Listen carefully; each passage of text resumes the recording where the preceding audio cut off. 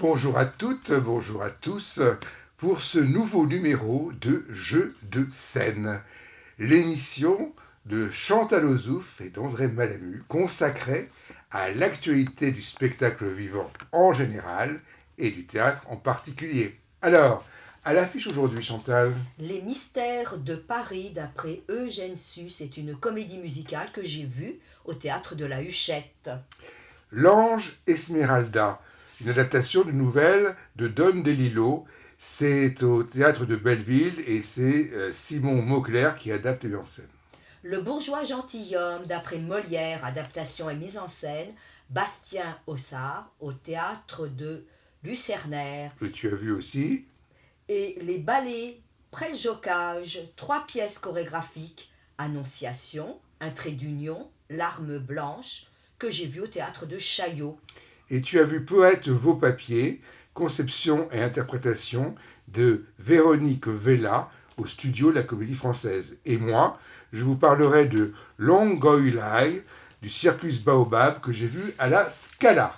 Alors, Chantal, ces mystères de Paris d'après Eugène Sue. Eh bien, c'est une très belle adaptation et une très belle mise en scène des Mystères de Paris que je n'ai jamais lu, moi, avec 3 Bravo. interprètes, dans un livret de Éric Chantelos et une musique de Didier Bailly et la mise en scène de Patrick Halluin. Donc c'était un roman feuilleton qui était paru dans les années 1842-1843. C'est complètement romanesque, complètement, j'ai envie de dire, feuilletonesque. C'est rocambolesque. Alors avec des histoires d'amour réciproques et non réciproques, avec des enfants perdus, illégitimes à retrouver, et parmi ceux-là, eh bien, il y a la jolie petite Fleur de Marie qui a été élevée par des grands méchants brigands. La chouette est le maître d'école. On pourrait faire un parallèle avec les Thénardier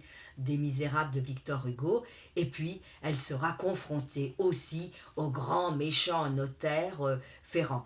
La scène de la Huchette, elle est petite, hein, mais elle se trouve en fait amplifiée sur le plan scénographique avec des tentures, et on va aller dans les bas-fonds, mais on va se retrouver aussi dans les intérieurs bourgeois.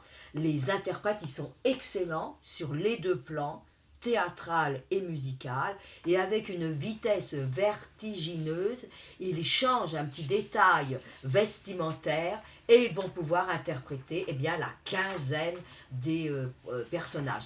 C'est une intrigue très foisonnante, compliquée, mais je trouve qu'ils s'en sortent très bien.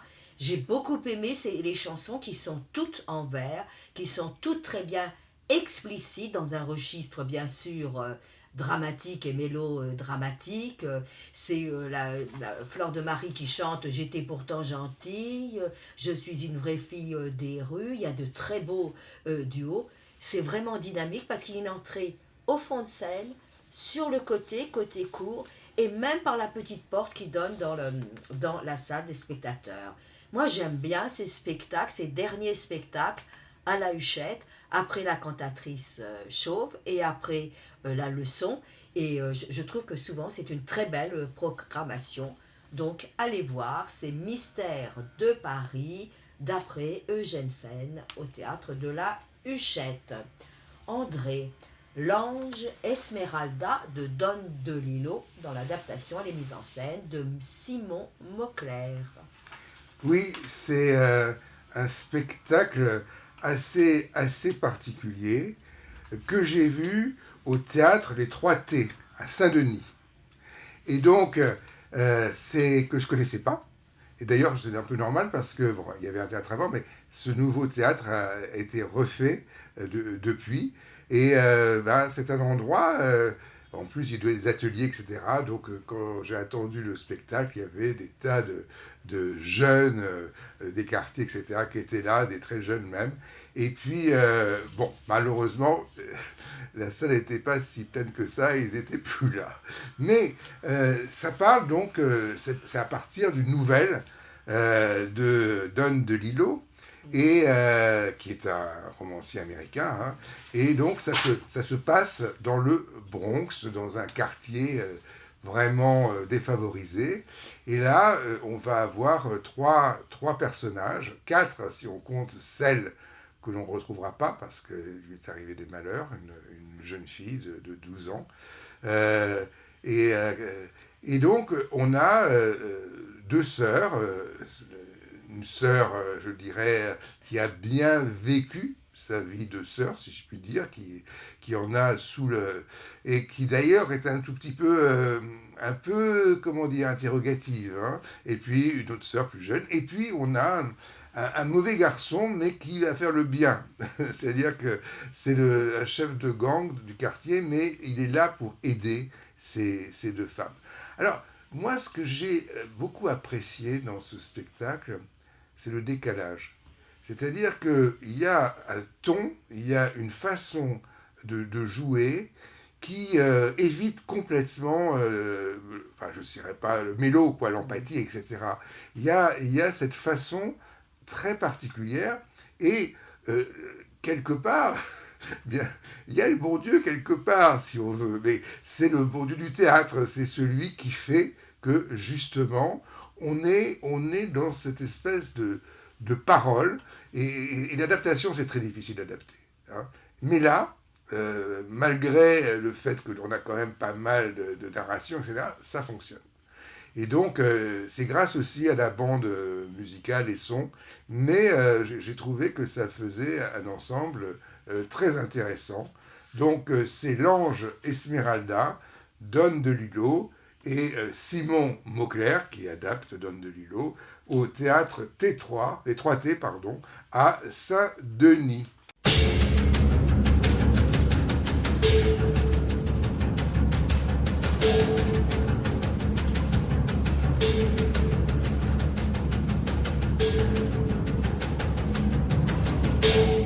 Chantal, ballet Prêche-Locage. Tu as vu ça à Chaillot. Oui, bah, c'est beauté, grâce et perfection. C'est trois petites pièces chorégraphiques d'Angelin Preljocage. Alors la première, c'est Annonciation, 20 minutes de 1995. Et il revient, bien sûr, sur cet événement fondateur, j'ai envie de dire, l'Annonciation. C'est interprété simplement par deux danseuses, mais on a l'impression, même si c'est de conception moderne, on a l'impression de voir des tableaux de la Renaissance.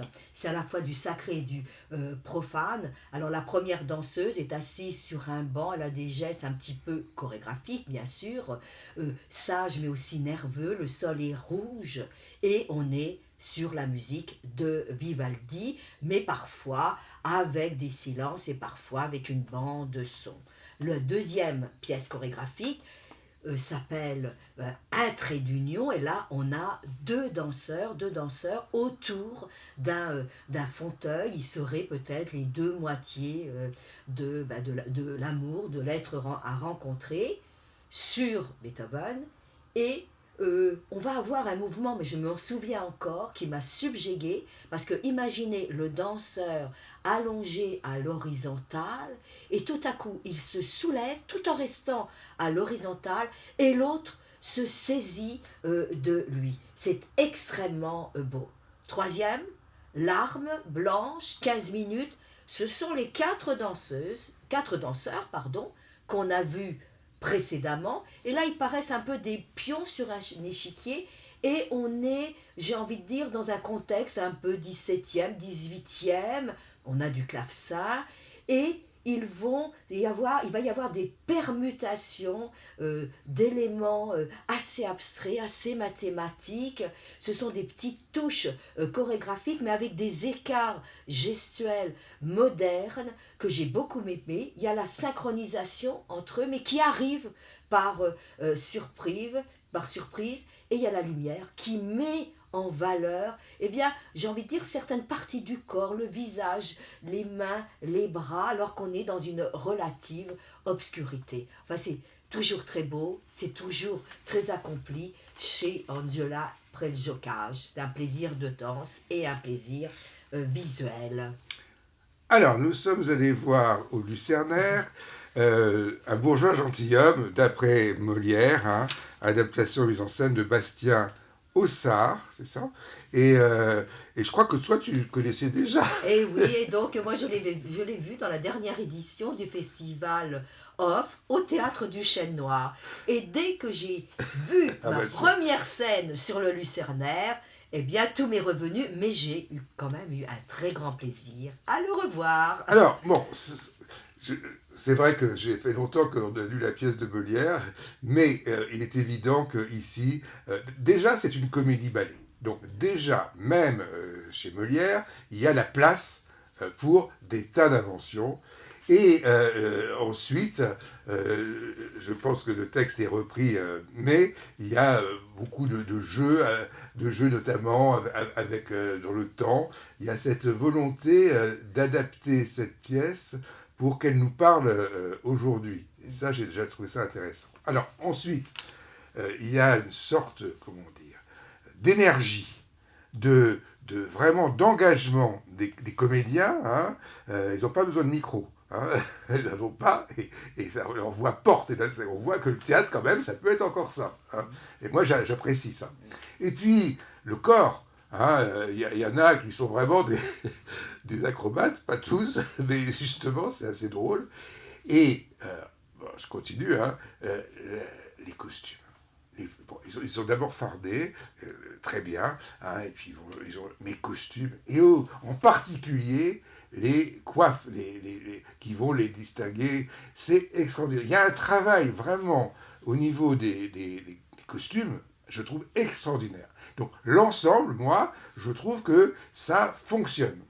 Ah oui, alors moi j'ai trouvé un bel assemblage artistique parce qu'on est dans le cabaret avec un welcome bienvenue chez Molière, on est aussi dans la comédie musicale et on a un grand moment de théâtre avec le baroque. Et le baroque, c'est la prononciation reconstituée. On insiste sur les différents sons.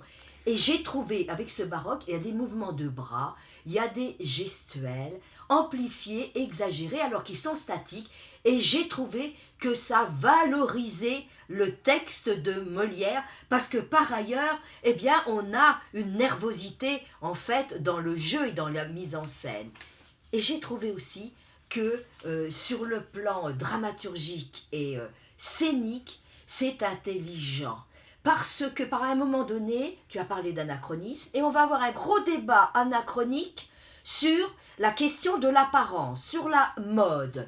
Et en fait, il est tenu par les acteurs. Et les acteurs vont retrouver leurs personnages, et on aura comme ça quelques extraits de Molière qui sont comme des exemples argumentatifs de ce qui vient d'être dit. Les anachronismes, il faut y aller pour, il y a un moment donné, avec c'est Cléonte qui est déguisé en magicien et qui veut lire le marc de café, c'est quoi? Eh bien, on pense à la pub de Nespresso, avec une capsule et puis avec un petit mot What else.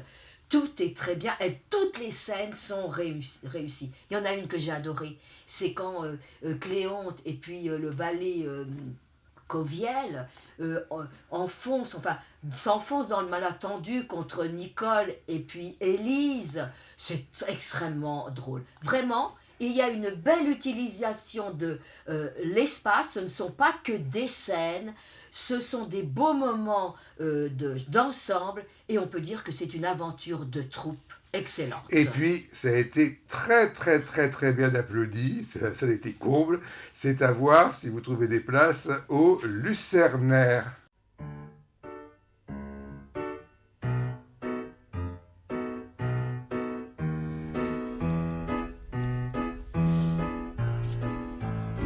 Chantal, poète, vos papiers? Oui, tout à fait. Et il y a le ton, parce que c'est ce qu'il y a dans ce spectacle-là. C'est, Véronique Vella, qui est sociétaire de la Comédie Française, qui fait un Saint-Goulis, pas tout à fait, parce qu'elle est accompagnée... Ça veut dire un seul en scène. Un seul en scène, oui. Mais j'aime beaucoup ce terme. Le latin. Oui. Bon, elle est accompagnée musicalement par Benoît Urbain, qui a mis en musique 7 poèmes qui seront dans le récital. Et j'aime bien ce que dit Benoît Urbain dans sa plaquette. Il parle d'un détour par le chant. Et lui, il a non seulement composé des musiques originales, mais il a aussi fait des arrangements. tous les deux, eh bien, ils sont très classe. Ils portent là une chemise blanche, l'autre un chemisier blanc. Ils vont se chausser de chaussures blanches. Et le choix des poèmes est extrêmement intéressant parce qu'ils ont tous une certaine violence. Ils sont une sorte de résistance. On est dans un registre transgressif. Véronique Vella nous dit qu'il faut résister aux zappings, aux écrans, il faut sortir la colère. Elle fait quelques commentaires et elle ose la comparaison. Son récital, c'est pas une balade poétique, c'est comme une randonnée. On est dans la petite salle et dans le décor de Les Serges Gainsbourg bar et ces deux-là, ils vont utiliser, alors Benoît Urbain, la guitare, l'accordéon, elle va gratter un peu sa guitare et ça commence avec un Baudelaire, Enivrez-vous. Elle convoque Nazim Hikmet qui disait que les chants de l'homme sont plus beaux que même plus lourds d'espoir, plus tristes, plus durables que les hommes. Et j'ai aimé leurs chants. Vraiment, elle lance des pavés avec Antonin Artaud, avec Boris Vian, avec, je ne vais pas tous les citer, avec Victor Hugo. Et ce qui m'a frappé dans ce spectacle, c'est la très belle interprétation de Véronique Vella. Elle se dit comédienne, chanteuse. Elle a à la fois une maîtrise et une sensibilité, une aisance qui impressionne. Elle fait des petits mouvements corporels et physiques, mais c'est toujours en relation avec les mots de la poésie, avec leur thématique. Ils arrivent vraiment à rendre populaire cette poésie que parfois on a du mal à recevoir. Et je suis ravie parce que j'ai découvert des textes que je ne connais pas, par exemple Norge, le poète bruxellois, et la musique, c'est la référence à Léo Ferré. Il y a des étirements, il y a de longues tirades, il y a du parler chanté. C'est vraiment un très beau moment de poésie et de théâtre aussi dans ce petit studio de la comédie française. André, tu vas nous parler de Circus Baobab. J'ai de l'émotion. Circus Baobab. Non, enfin, c'est pas le titre du spectacle. Dis-nous le titre du spectacle. Ah non, il est trop difficile. Bon, je vais essayer, mais tu vas l'expliquer. Young Goyelai. Young Goyelai, exactement, du Circus Baobab. Alors moi, comme je sais jamais rien quand je vais voir un spectacle, parce que moi j'en sais mieux je me porte, bon, j'ai même pas réfléchi que ce spectacle ne venait pas d'ici. Et je me suis dit, mais bon, ils sont tous quand même, tous d'origine africaine. Je trouvais qu'il y avait une unanimité assez extraordinaire. Quand j'ai compris que c'était un spectacle qui venait de Guinée, ça m'a paru plus logique. Alors, en plus, il y a aussi une autre particularité, c'est que on va avoir 5 ou 6 personnages féminins pour 3 personnages masculins. Circus, on est effectivement dans le cirque. Alors, je m'attendais vraiment... Mais on a ça parce qu'on a un travail sur le corps et sur l'acrobatie. Hein. Mais en même temps, on a de la danse, on a du chant, hein, on a des cris, et on a des choses très très simples. Il va y avoir en fait deux types d'objets qui vont permettre le spectacle. D'une part, des parpaings en béton. Hein, c'est gros, c'est lourd, ça casse. Hein, et d'autre part, alors, on peut se mettre dessus, on peut se mettre dessous, si on peut dire, hein, surtout les femmes, parce qu'il y a là quelque chose, une réflexion très humoristique et ironique, hein, sur la libération de la femme. Et on la voit porter le parpaing sur leur tête, comme toutes ces femmes en Afrique. C'est un archétype hein, de la femme qui porte quelque chose sur sa tête. C'est quelque chose qui tout le monde connaît. Bon, mais là, ça va prendre le sens. Et puis, on va avoir aussi d'espèces de grandes, je sais pas comment, c'est pas des baguettes, c'est beaucoup plus gros que ça, des grandes tiges, hein, qui vont permettre aussi des acrobaties. Quand ce n'est pas les acrobaties les uns sur les autres. Bon, donc, tout ça, ça mobilise beaucoup de... Enfin, ils sont très très très forts. Au niveau physique, acrobatique, c'est extraordinaire. Hein. Les sauts, les doubles sauts, les triples sauts qu'ils peuvent faire, enfin bon, c'est formidable, mais c'est pas gratuit.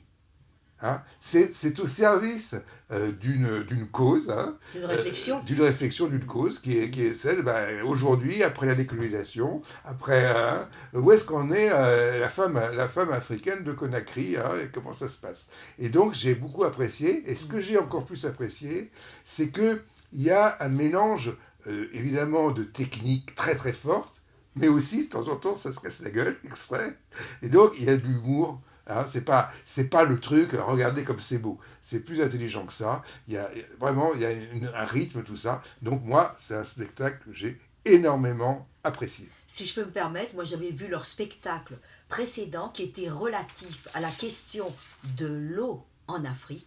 Et c'était, comme tu l'as dit, brillant, physique, étonnant. Voilà, donc, je vous ai parlé... Ah non, j'ai oublié, j'ai fait un petit sonnet. J'ai fait un petit sonnet théâtre, vous savez. Donc, vous savez comment je fais, hein, je prends les lettres et ça me fait la première lettre de chaque vers. Hein, et ici, c'est le circus baobab. Hein, ça fait juste le nombre de lettres. Donc, le circus baobab. Le circus baobab présente Yongoyolai en un spectacle fait de gestes et de corps. Colonisé jadis, mais aujourd'hui si fort, il chante du présent l'ironique bataille. Recréant plein d'esprit la puissance et la faille, c'est de l'acrobatie la fable des accords, un rêve de parpaing qu'on lève sans effort sur les droits de la femme accordés à la taille. Ballet, au jour le jour, des rues de Conakry, au destin féminin, la liberté s'écrit. Au rythme de l'humour, en mouvement parfait, balançant hauts et bas les rondeurs de l'espace, à ces jongleurs du temps, détaillant les effets, beaux et très beaux moments que trop vite l'on passe. Voilà, et nous on se retrouve la semaine prochaine pour de nouvelles... ah oui, récapitulons. Ah oui, donc, Yongoyolai au circus Baobab, c'était la SCADA.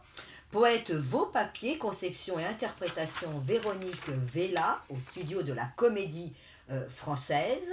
Le bourgeois gentilhomme, d'après Molière, nous avons vu ça au Lucernaire. Les ballets Prêle-Jocage, Annonciation, Un trait d'union, L'Arme blanche au théâtre de Chaillot. L'Ange Esmeralda au théâtre des 3T à Saint-Denis. La comédie musicale d'après Eugène Sue, Les Mystères de Paris, dans une mise en scène de Patrick Alluin au théâtre de la Huchette. Et donc nous, on se retrouve la semaine prochaine pour de nouvelles aventures théâtrales, c'est-à-dire dramatiques. Au revoir.